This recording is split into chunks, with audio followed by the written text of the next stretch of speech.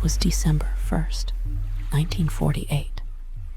A crisp, early morning on Somerton Beach, South Australia.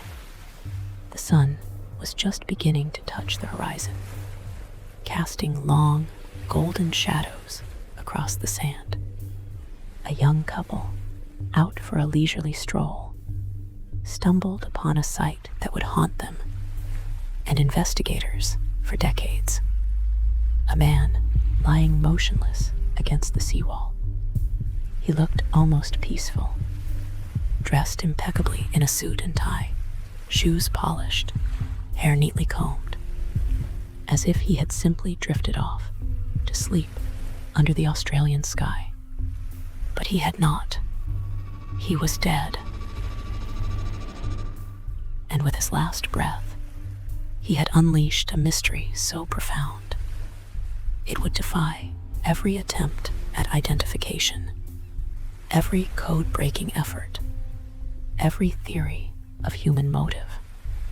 No wallet, no identification, all labels cut from his clothing, no obvious cause of death, just a single, tiny, rolled-up piece of paper hidden in a secret pocket. On it, 2 words, Tamam Shud, Farsi for "it is finished," a phrase that would become the chilling signature of Australia's most bizarre, most unsettling cold case. Who was this man? What brought him to Somerton Beach? And what unspeakable secret did he carry to his grave? This is The Quiet Curator by Ani. Today's story, The Somerton Man, a mystery that still haunts the edges of time. Stay with us.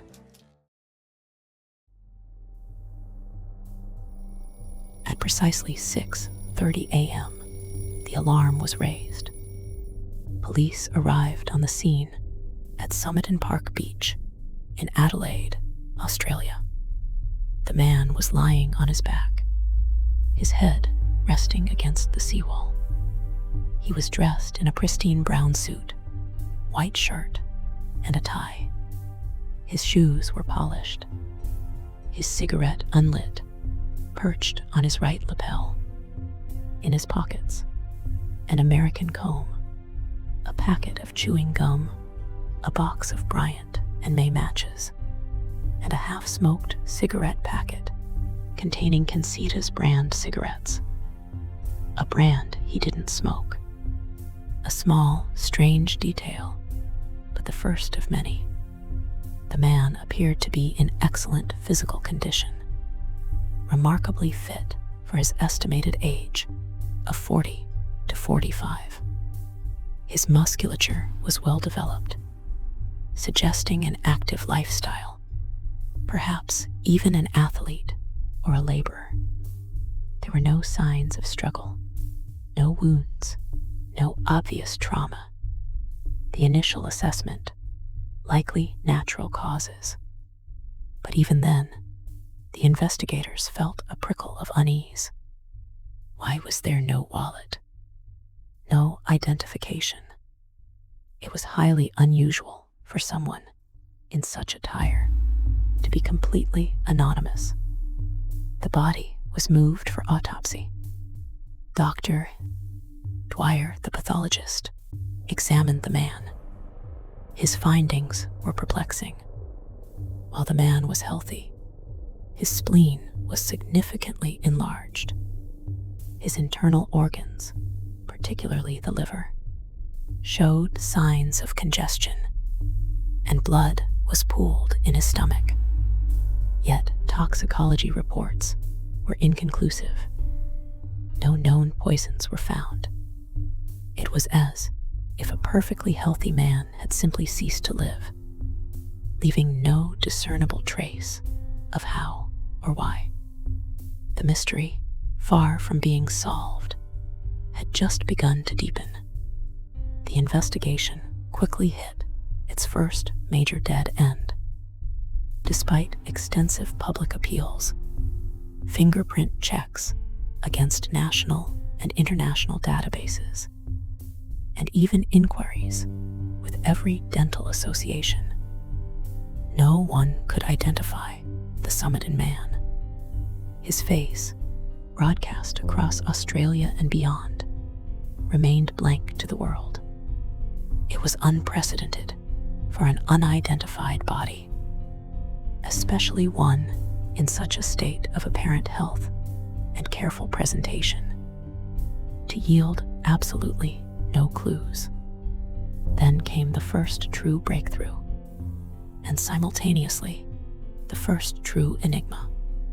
During a re-examination of his clothing, hidden in a small, fobby pocket sewn into the waistband of his trousers, investigators found a tiny, tightly rolled-up piece of paper. It was torn from a page of a book, and on it 2 words, Tamam Shud, Farsi for "it is finished" or "the end." Detectives immediately recognized the phrase. It was the concluding line from the Rubaiyat of Omar Khayyam, a collection of 11th century Persian poetry, a profound and philosophical text, often dealing with themes of life, death, and destiny. The hunt was on for the specific book from which the paper had been torn. Weeks later, an anonymous man delivered a rare, first edition copy of the Rubaiyat to the police station. He claimed he had found it in his unlocked car, parked near Somerton Beach, on the night the body was discovered. The book was indeed missing its final page, confirming it was the source of the Tamam Shud slip. But the book itself was not a solution. It was a Pandora's box. On the back flyleaf, scrawled in faint, almost unreadable microscript, were a series of letters and numbers. 5 lines of seemingly random characters. MRGOIB, MTBIMPNETB, MLIABOIQC, WTBIMPNETB, and ITTMTSAMSTJB. A code, an unbreakable, baffling code, and beneath it, a phone number and another cryptic notation. J. T. Rubaiyat. This was the heart of the Somerton Man mystery. An apparent cipher, seemingly left behind by a dying man. Police immediately consulted with cryptographic experts from the FBI, Scotland Yard, and Australian military intelligence. They applied every known technique, from frequency analysis to transposition ciphers. But the code resisted every attempt at deciphering. It was, and largely remains, utterly unbroken. The experts theorized it could be a simple mnemonic, a personal shorthand, or even a child's code. But its complexity, the seemingly arbitrary repetition of lines, and its deliberate appearance suggested something far more sophisticated. If it was a message, it was designed never to be read by outsiders. Only 2 lines have ever been tentatively, controversially, interpreted. The first line, MRGOAB, was once suggested to mean, "Must roughen own grave alone, brother." The 4th line, WTBMPNETB, has been put forward, as will they be impressed my people are not that pious. These are highly speculative interpretations, often dismissed by cryptographers, but they hint at a man wrestling with profound personal demons, or even an existential crisis.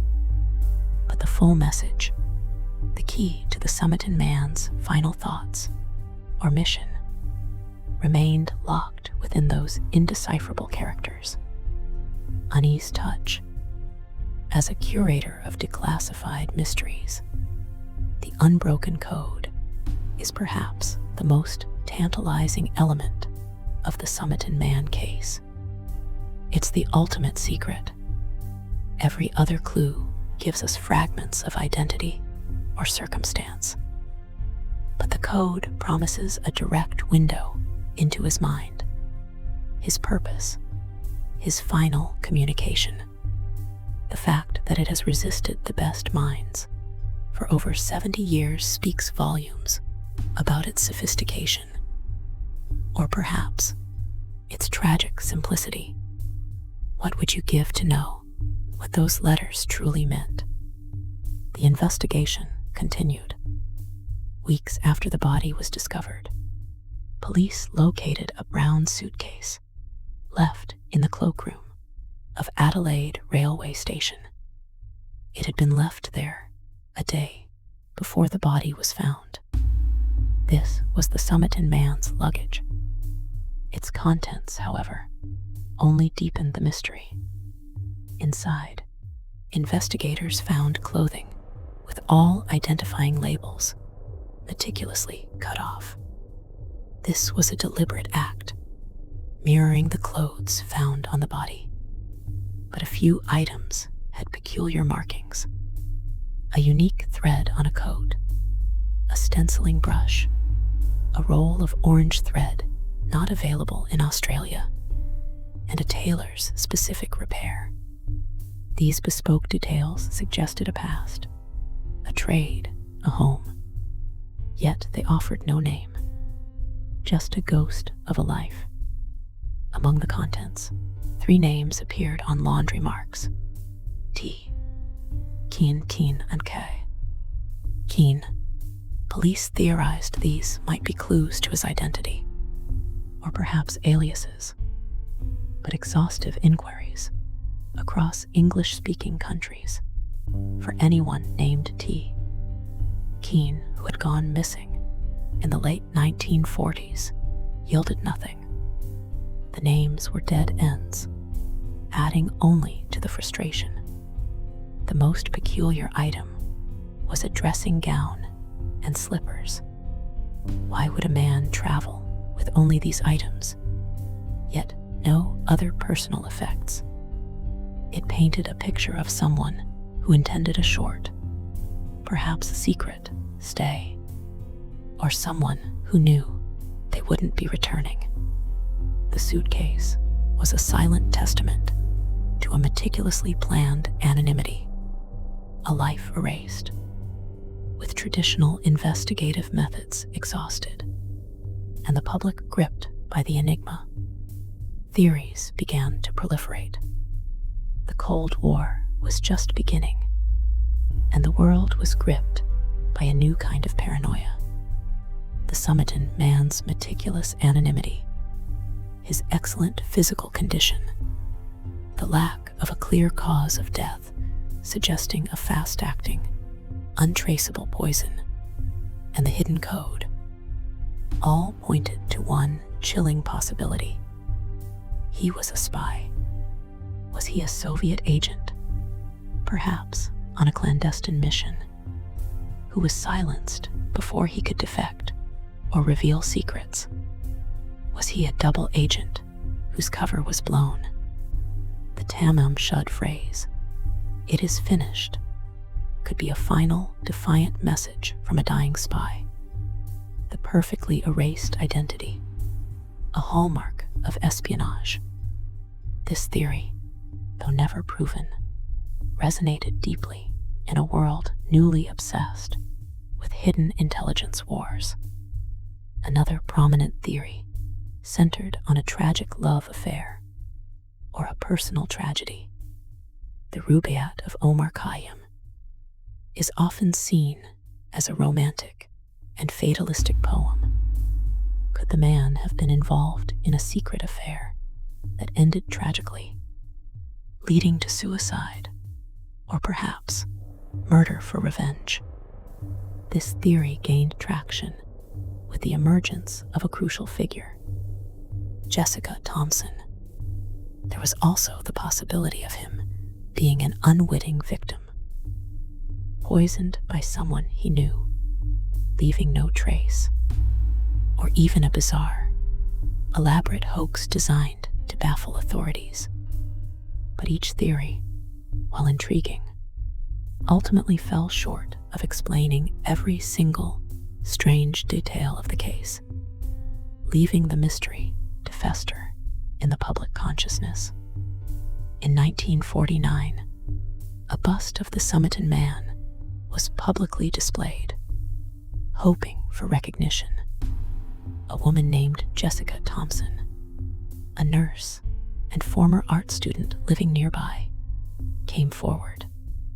She seemed visibly disturbed by the bust, almost collapsing upon seeing it. She admitted to owning a rare edition of the Rubaiyat of Omar Khayyam, but claimed she had given it to a soldier named Alfred Boxall during WWII, and insisted she did not know the dead man.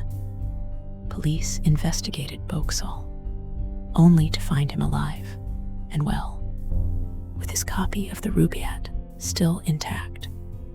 Jessica Thomson became a dead end, or so it seemed. But her behavior, her visible distress, and the convenient timing of her claims led many to suspect she was hiding something profound. Decades later, her daughter, Kate Thomson, and granddaughter, Rachel Egan, would reveal tantalizing new details. Jessica had allegedly spoken Russian and had indeed owned a rare copy of the Rubaiyat, the very edition that was found. The intrigue deepened further. Rachel Egan's husband, Professor Derek Abbott, who would become a key figure in modern investigations, realized Jessica's own unusual background, her secrecy, her alleged Russian speaking, made her a perfect, if unwitting, pawn in a Cold War intelligence game. Was the Somerton Man connected to Jessica in a far more intimate or dangerous way than she ever let on? The JT notation in the book's code added another layer to this chilling puzzle. Was JT Jessica Thomson?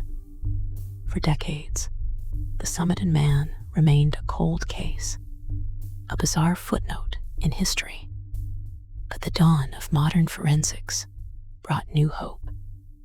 Professor Derek Abbott, driven by his personal connection to the case through Rachel Egan, dedicated years to unraveling the mystery. He tirelessly pushed for the ultimate step, the exhumation of the Somerton Man's body. In 2021, after years of advocacy and legal battles, the body of the Somerton Man was finally exhumed. The promise of DNA forensics offered the most compelling chance yet to finally give this man a name, and perhaps a story.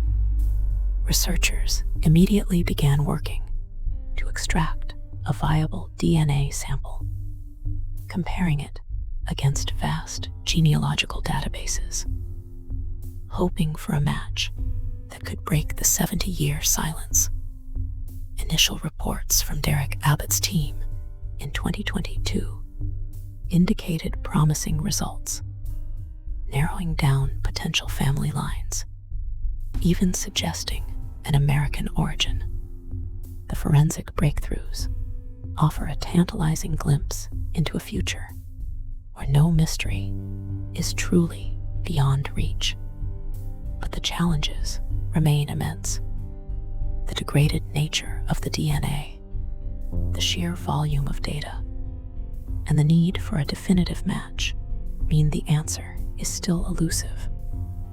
A testament to the enduring power of this enigma, the Somerton Man, a man without a name, a code without a key, a truth buried for decades.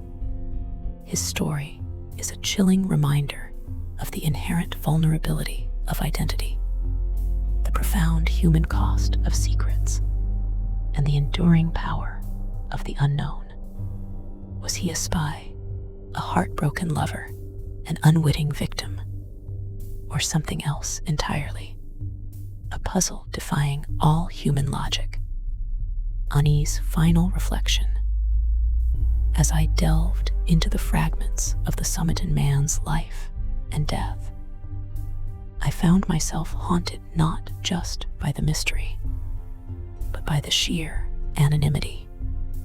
In a world increasingly defined by digital footprints, imagine vanishing so completely, leaving behind only a code and a final cryptic whisper. It reminds us that even with all our advancements, some shadows refuse to yield. This case stands as a monument to the questions that still echo through time, challenging us to keep looking, to keep curating, to keep unearthing, no matter how bizarre the truth may be. This has been an intense exploration, curated to bring you the full scope of a truly challenging, declassified mystery.